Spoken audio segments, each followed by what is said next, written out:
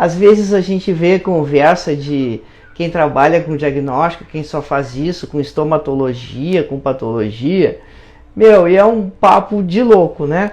É uma conversa assim que ela é muito sempre voltada para pesquisa, voltada para o laboratório, e que não tem muito aquele foco do atendimento do dia a dia dos pacientes. E foi justamente essa pegada que eu tentei mudar, de não fazer aquele conteúdo denso lá, de falar muito de fotomicrografia, falar de célula desconectado lá da cadeira, desconectado do mocho.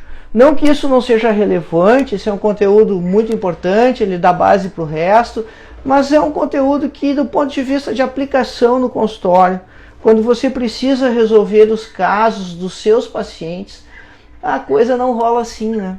A coisa tem que ter uma pegada mais clínica, você tem que ser mais objetivo, você tem que ser mais resolutivo.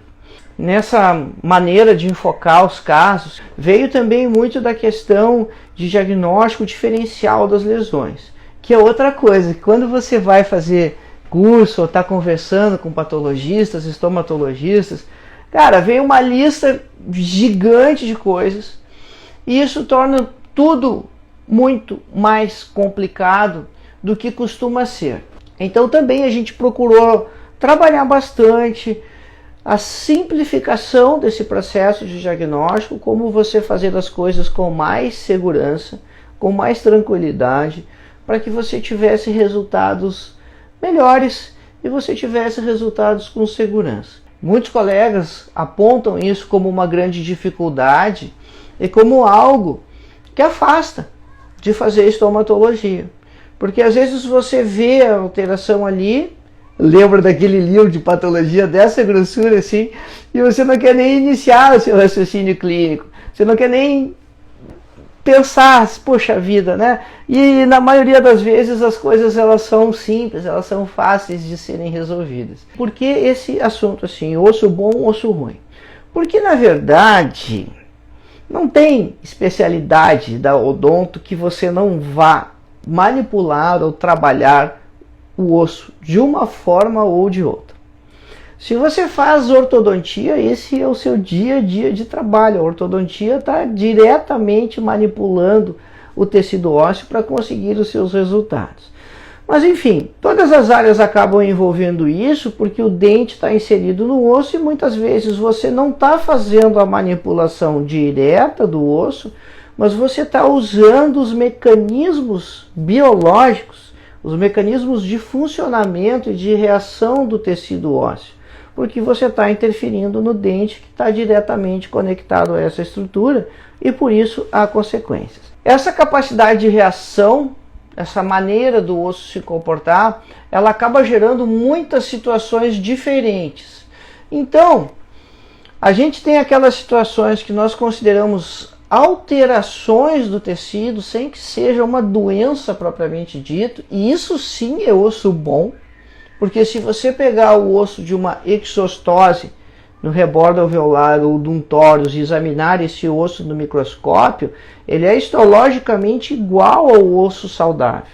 Você tem aquelas situações onde o osso está inflamado, e normalmente essa inflamação está ocorrendo por origem bacteriana, então você tem uma infecção, não necessariamente, né, isso não é obrigatório, mas na maioria das vezes você tem uma infecção, e aí você tem a resposta da inflamação acontecendo no meio daquelas estruturas mineralizadas, duras, como fosse um labirinto. Mas os personagens, a ação celular, quem está atuando nessa inflamação lá dentro daquele arcabouço endurecido, daquelas paredes de labirinto, é o mesmo tipo de célula, ou são as mesmas células que você teria fazendo essa reação em qualquer área do corpo. Portanto, você tem particularidades, peculiaridades num processo que é genérico, que é geral, que é inespecífico, como a inflamação, se desenvolvendo dentro do osso. E isso é difícil às vezes diagnosticar, e isso é difícil às vezes resolver também. Aí você tem a situação de tumores acontecendo no osso.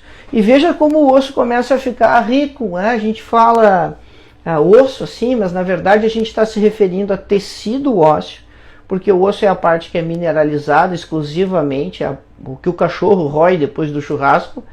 O tecido ósseo, então, tem o componente celular, orgânico, é o tecido ósseo que tem essa capacidade de reação. E aí você tem, então, tumores acontecendo, osteomas, osteosarcomas, e você tem mais um grupo de situações aqui, que no meu ponto de vista, assim, na minha vivência, é uma das áreas mais difíceis se você está trabalhando com o diagnóstico de lesões de boca, que são as lesões fibroósseas benignas. E elas não são difíceis só para o clínico que está no consultório, elas são muito difíceis para quem está fazendo a observação no microscópio também. Quando a gente está assim, num grande pepino de diagnóstico, assim, numa grande sinuca de resolver o caso do paciente, que a gente já tentou 1, 2 tratamentos, não deu o resultado que a gente queria, a gente não tem certeza, convicção do diagnóstico clínico, e aí você então tem dúvida para escolher a melhor maneira de tratar. Qual é a tábua de salvação?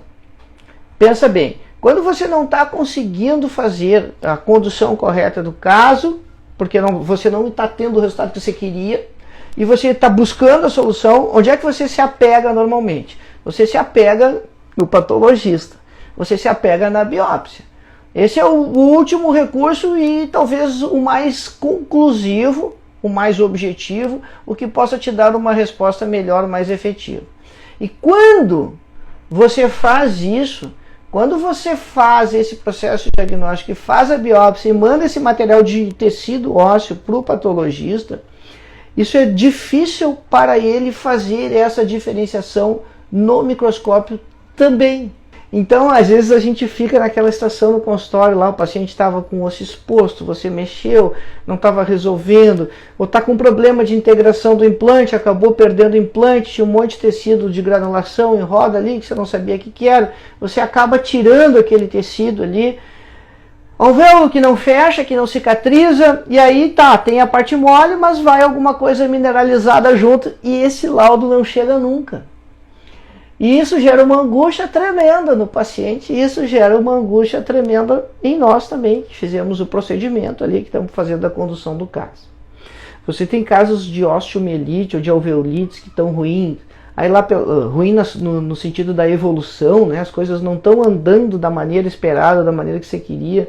Aí de novo você faz a remoção ali de uma parte daquele tecido ósseo, manda examinar, a mesma coisa, então aí uma situação inflamatória, e o laudo não vem, Então por que isso demora?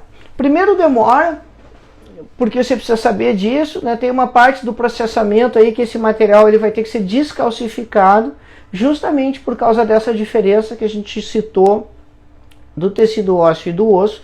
Não adianta o cara lá observar osso no microscópio, porque é inorgânico, ele não sabe a população celular, ele não vai saber o que está acontecendo. E demora. Isso tem que ficar lá de molho, dias e dias, esse ossinho, num ácido bem fraquinho. E esse ácido vai dissolvendo essa parte mineralizada ali com o tempo, até que fica mole, a ponto de conseguir cortar para fazer a lâmina. Aí depois vem a parte da encrenca realmente, né? Vem a parte da encrenca, que é conseguir fazer a observação microscópica de forma conclusiva. O patologista observar isso, chegar à conclusão e dar um diagnóstico para você daquilo que está acontecendo, porque essas reações no osso, elas são muito semelhantes. E às vezes, a grande dúvida é saber se aquilo está reabsorvendo ou se aquilo está neoformando. Se você tem reabsorção ou se você tem formação de osso. E às vezes isso é um dilema muito grande para o patologista, e talvez isso vá ser o ponto que vai embasar todo o nosso tratamento, nosso lá no consultório, a gente que está atendendo o paciente. Então, toda essa conversa para tentar justificar e explicar que fazer o diagnóstico das alterações ósseas, chegar à conclusão se esse osso é bom, se esse osso é ruim, é complexo. Não é complexo só para quem está com o paciente na cadeira. E então o nosso grande amigo aí, né, quem nos dá a nossa luz sempre nesses processos é o patologista, e para ele também vai ser muito difícil fazer o diagnóstico das alterações ósseas. A dica é quando você encaminha esse material, você abasteça ele com a maior quantidade possível de informações e principalmente com as imagens radiográficas que você vai ter. Não se preocupe, os patologistas eles devolvem as radiografias. E mesmo hoje você pode mandar isso de forma digital e você não elimina os exames, certo? Mas é importante. E quem é radiologista e trabalha com interpretação radiográfica, faz laudos, vive esse mesmo dilema, essa mesma dificuldade que o patologista tem para interpretar a lâmina, o radiologista tem também para interpretar essas variações do tecido ósseo. Saber se é osso bom ou se é osso ruim, saber se isso é patologia ou não é patologia. Beleza. Há um tempo atrás, não faz muito tempo, eu recebi uma pergunta, né, um caso de uma colega. A gente tem um canal fechado de assessoria no curso, no Curar Transforma, Descomplicando a Estomatologia, que eu ajudo os colegas no processo de diagnóstico a resolver os casos do consultório, a ter resolutividade. E apareceu um caso parecido com esse, justamente de um aumento de volume nodular gengival. E aí, qual é a dúvida do processo diagnóstico? Porque aquilo normalmente é indolor, a história ela é curta, o paciente sabe que aquilo apareceu e não tem muita coisa a mais para te informar. Não tem muita coisa a mais para te dizer sobre aquela evolução do processo. E aí, então, começa essas situações, né? Poxa vida, é osso bom, é osso ruim? Afinal de contas, o que está acontecendo ali? O que pode ou não estar acontecendo? E a dificuldade que você pode ter para fazer o diagnóstico diferencial. Mas então, pessoal, olha só, o que é interessante nessa imagem aqui? O interessante é que aqui você tem esse osso todo ele exposto. E aí você consegue ver aqueles nódulos ali no rebordo alveolar. Então foi feita aqui uma incisão bem na crista do rebordo, uma incisão muito parecida com aquela incisão que se utiliza para instalação de implantes, feito o descolamento de um lado e de outro ali, e você vê ali bem próximo dos dedos aquelas áreas nodulares no rebordo alveolar. E aquilo ali é a exostose que você vai enxergar, você consegue perceber ali macroscopicamente, olhando aquele crescimento ali, e isso é tecido ósseo saudável. Se você fizesse uma lâmina desse material, e isso não tem necessidade necessariamente de você mandar examinar isso microscopicamente, porque isso não é a patologia. Você vê que essas áreas aqui é um osso compacto, é um osso duro. Histologicamente você vai ter a mesma estruturação do tecido ósseo normal, com o sistema arversiano, aonde for possível, onde você tiver osso esponjoso ali, osteócitos dentro lá dos lugarzinhos dele, lá, né, do que seria os osteoplastos, ou simplesmente chamados de lacunas, o tecido conjuntivo no entorno. Se você fosse colocar, por exemplo, implantes nesse rebordo aí, aquelas exostoses, você poderia compactar aquelas exostoses e utilizar elas como um enxerto sem problema nenhum. Isso é tecido ósseo saudável, você poderia usar essas exostoses sim como um enxerto ósseo sem nenhum problema, porque é tecido ósseo com boas condições microscópicas, boas condições histológicas. Então, quando você tem esses crescimentos, é osso bom ou é osso ruim? O osso é bom. Tem necessidade de fazer essa remoção? Não, a necessidade de fazer essa remoção, isso está feio, e às vezes está, é antiestético, precisa fazer a correção desse rebordo.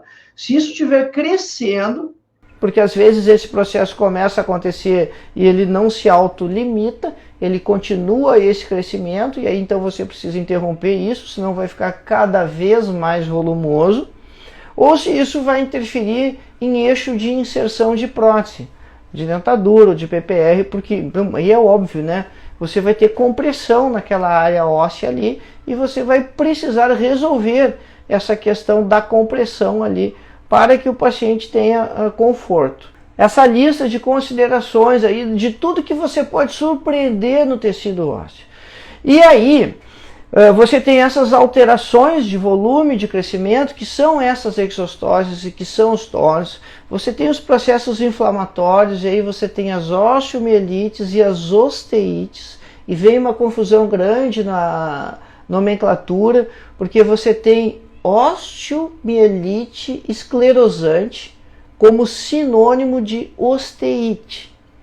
E você naturalmente vai pensar que osteomielite significa reabsorção. Mas não, você tem essa circunstância onde você tem a osteomielite esclerosante, que alguns autores chamam de osteite. Cara, isso faz uma confusão. E você vai para um autor de um jeito, você vai para outro autor de outro jeito. E aí você tem tumores, as lesões fibróseas, que é o capítulo mais difícil de diagnóstico diferencial.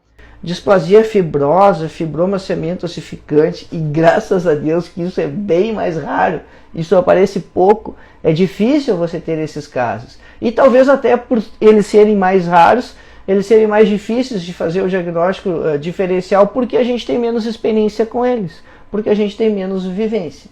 Muitos de nós vão passar a vida inteira profissional e vão ver um ou outro caso dessas lesões fibróseas, né? E ainda bem, né? Justamente porque isso é difícil.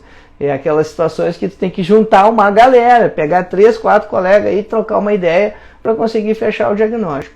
E os enxertos, e por que enxerto está aqui dentro?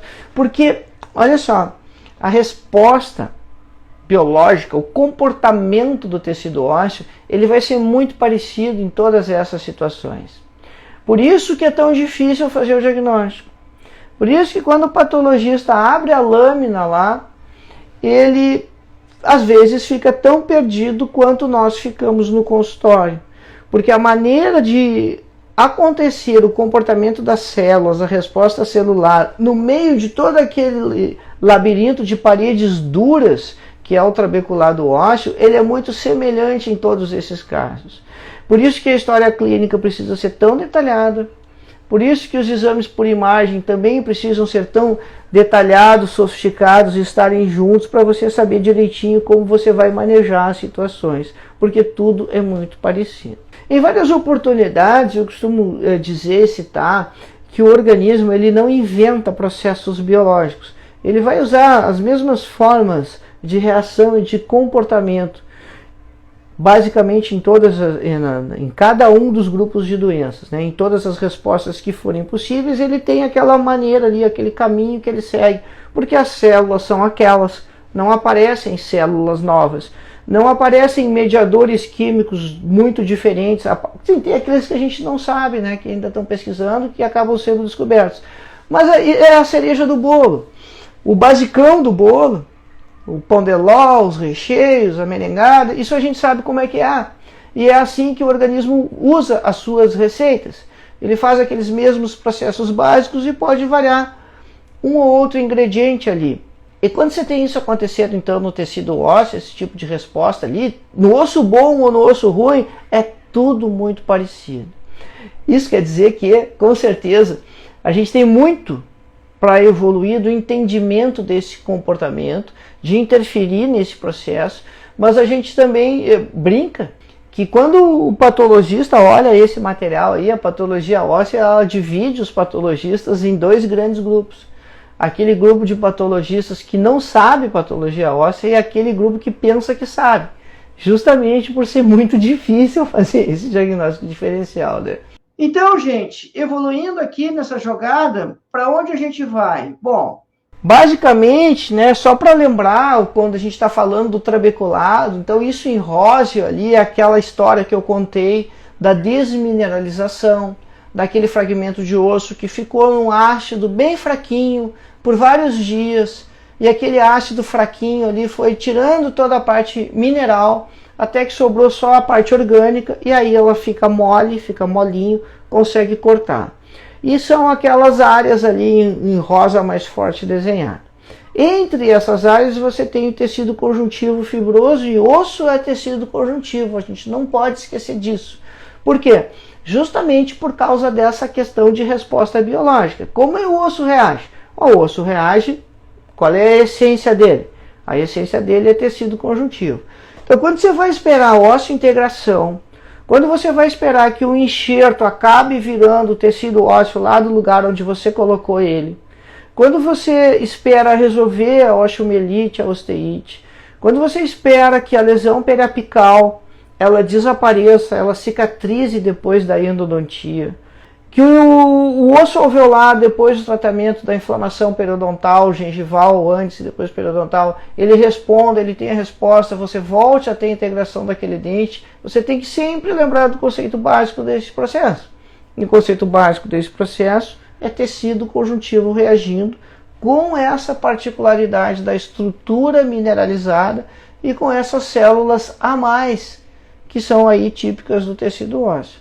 Quem fabrica, que é o blasto, o osteoblasto, e aí se a gente precisa de osso bom, ele é o cara importante nesse processo, porque é ele que sabe fabricar as coisas, mas acontece que quando você tem osso ruim, às vezes, por exemplo, no grupo que citávamos das lesões fibróseas benignas, os blastos estão trabalhando demais e de forma equivocada, de forma errada. E aí mistura lá o processo de novo. De diferenciação que fica difícil, né? E outro ponto, você ter os clastos que fazem a reabsorção, e outro ponto é você ter quem está morando lá, simplesmente, que são os osteócitos. Esses caras vão trabalhar de forma concatenada, e esse mecanismo de relação entre eles, onde constantemente está reabsorvendo, constantemente está neoformando, é o que a gente chama de plasticidade biológica do tecido ósseo. Acontece que nem tudo é tão simples assim. Veja que a gente tem 1000 coisas que podem interferir nesse processo aí de comportamento do tecido ósseo, né? Então você tem ali um desenvolvimento ósseo ao longo da idade do paciente. Na linha vermelha você tem o desenvolvimento ósseo da mulher, na linha azul você tem o desenvolvimento ósseo do homem. Então o homem tem um pico lá que ele ganha mais massa óssea. Depois na mulher você tem a setinha ali da menopausa que acentua um pouco a queda. A queda da massa óssea no homem ela é mais estável ao longo do tempo.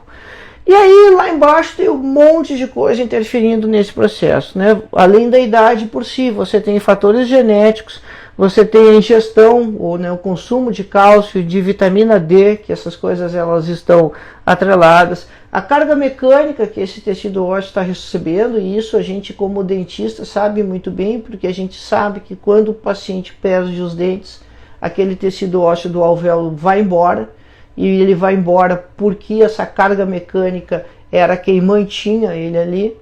Quando você está fazendo ortodontia, você está usando essa carga mecânica para induzir esse processo de neoformação e de reabsorção óssea, para que o osso mude de lugar dentro do alvéolo, na estrutura toda da arcada. Então esse ponto da carga mecânica é uma situação que a odontologia se vale muito, se utiliza muito dela. E a gente também sabe da importância dessa carga mecânica para a manutenção do implante, depois que ele está instalado, e a importância para a manutenção do enxerto ósseo. Vê bem, você sabe que se você fizer um enxerto ósseo, e dentro de alguns meses você não colocar o implante lá e esse enxerto passar tempo demais, ele vai acabar sendo reabsorvido, pelas mesmas razões que o rebordo foi reabsorvido. Lembra? O organismo não inventa processos biológicos diferentes. O que vai acontecer numa situação ou na outra é a mesma coisa. A razão vai ser a mesma. Aquilo vai ser reabsorvido porque não tem a carga mecânica atuando ali e você aí acaba perdendo aquele enxerto ósseo. Tem um pouco que você perde no próprio processo de integração, enquanto está se restabelecendo a parte biológica daquela área do enxerto.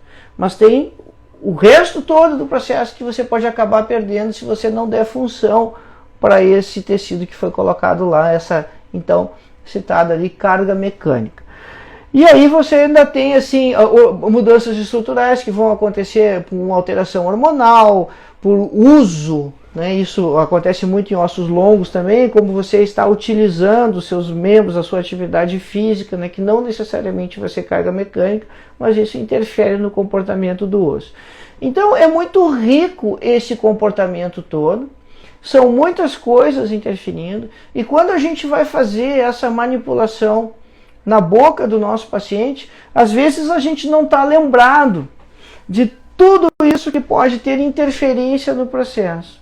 Não basta isso tudo, né? Ainda veio mais uma coisa para complicar, que é colocar o uso de bifosfonatos ou de alendronatos, que é uma medicação que interfere diretamente na atividade do osteoclasto, que é a célula que vai fazer essa reabsorção, que vai dar essa plasticidade biológica do tecido ósseo, tirando essa capacidade reacional dele.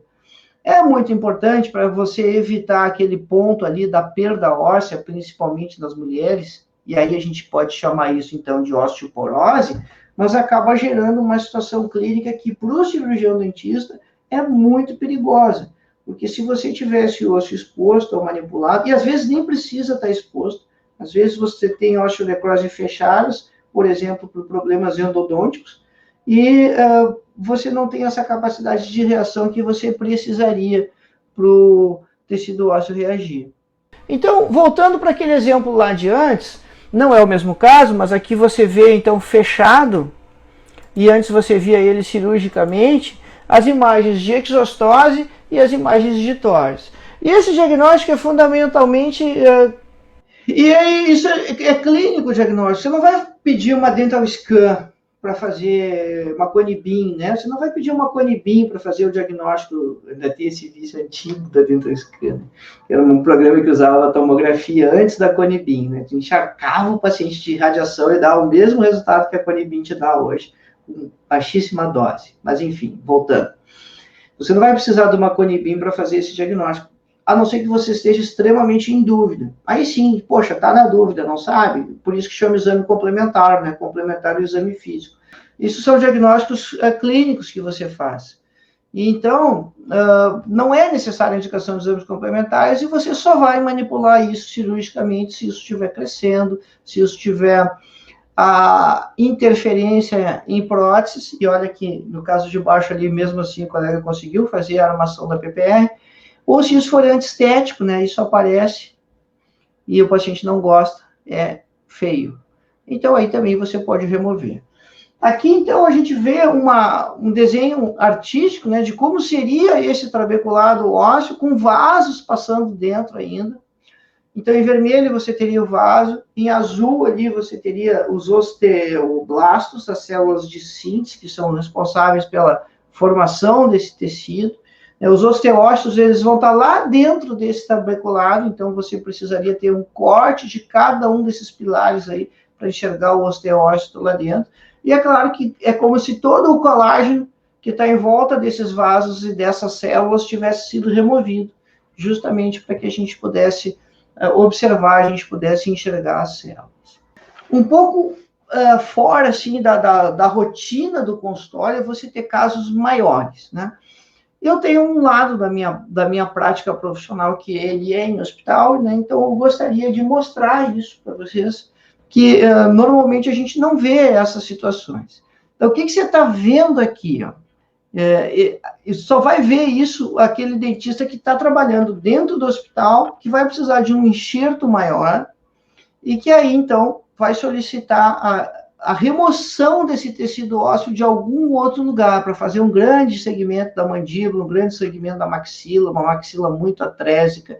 Então, você vai usar isso em cistos grandes, em ameloblastomas, ou em pacientes que precisam de enxerto, e a quantidade de tecido ósseo, o volume de tecido ósseo que ele precisa, é muito mais do que pode ser oferecido com áreas doadoras intrabucais, ou usando algum material aloplástico que possa ser colocado ali, ou algo do tipo biose, enfim. Não dá porque é grande demais. Então, o que você está vendo aqui na imagem de cima? Na imagem de cima, você está vendo uma crista do ilíaco.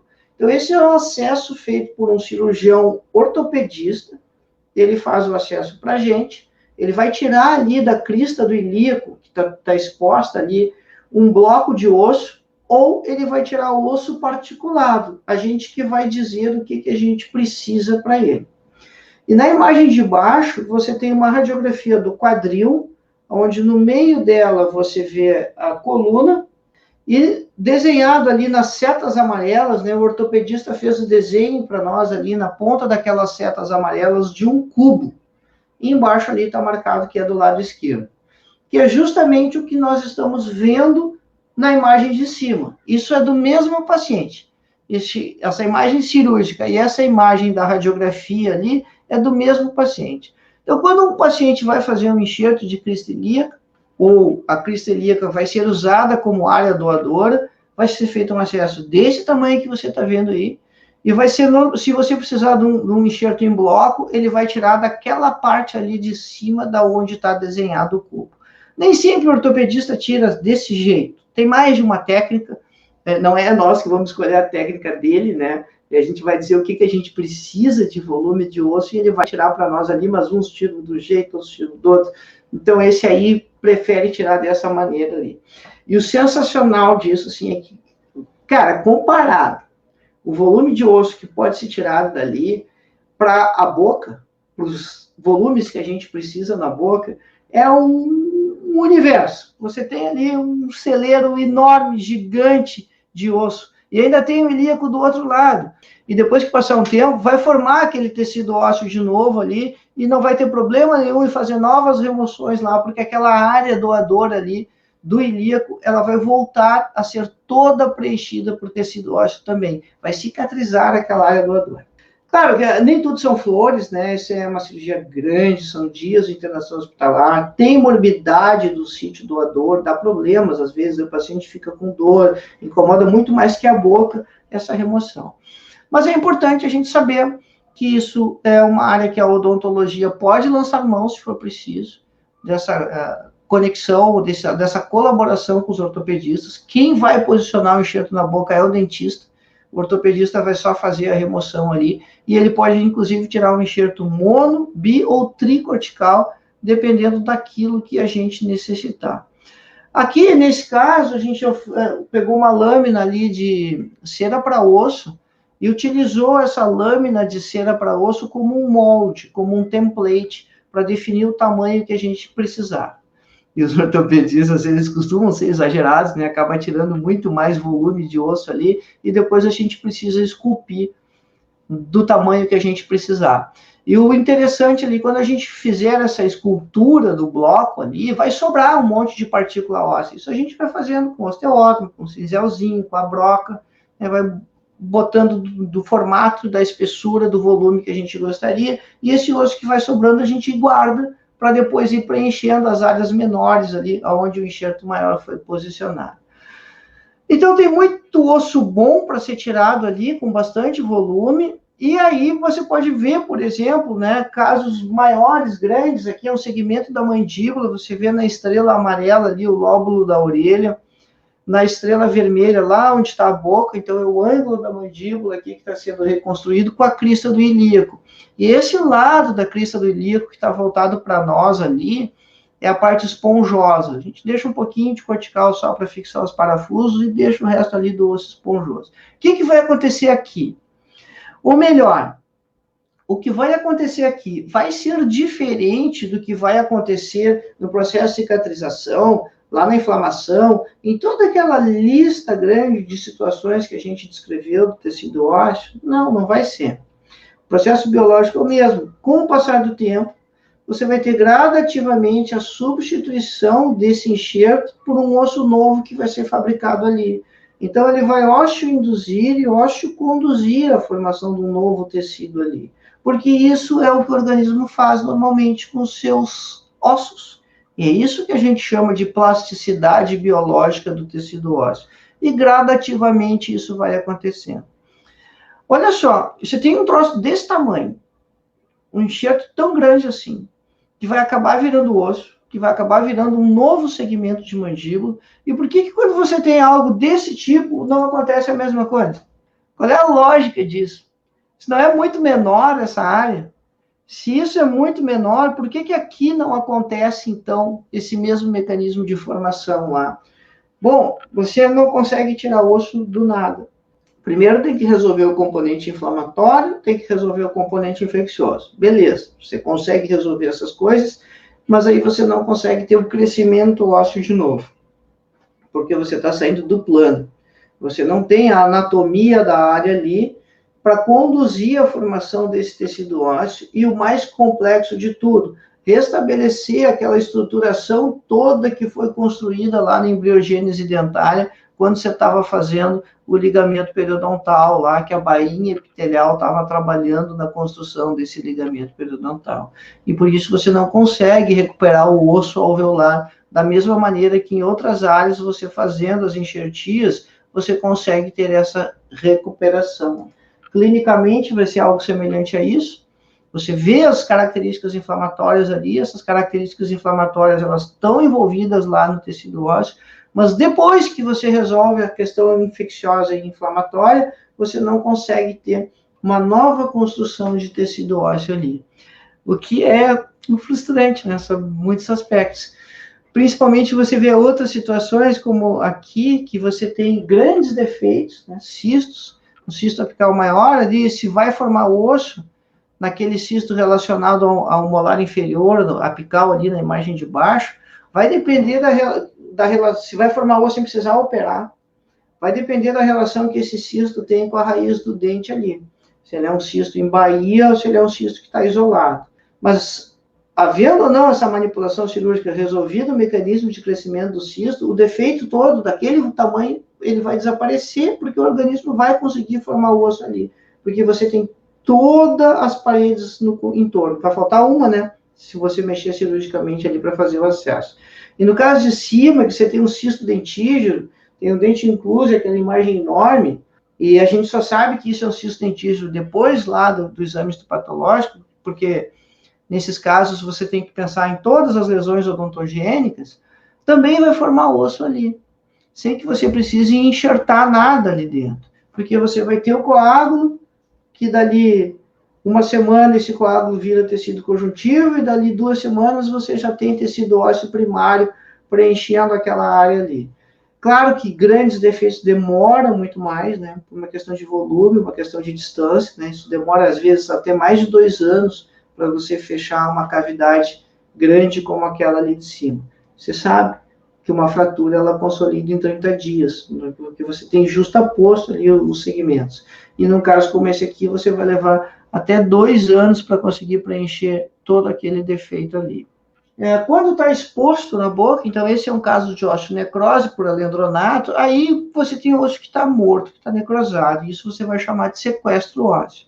Vai ser eliminado pelo organismo, a tendência é que sim, o organismo vai acabar eliminando aquele sequestro ósseo ali, mas pode levar tempo demais, por isso que em algumas situações, quando a gente interfere, a gente acelera o processo, abrevia os problemas e faz as coisas se resolverem em muito menos tempo.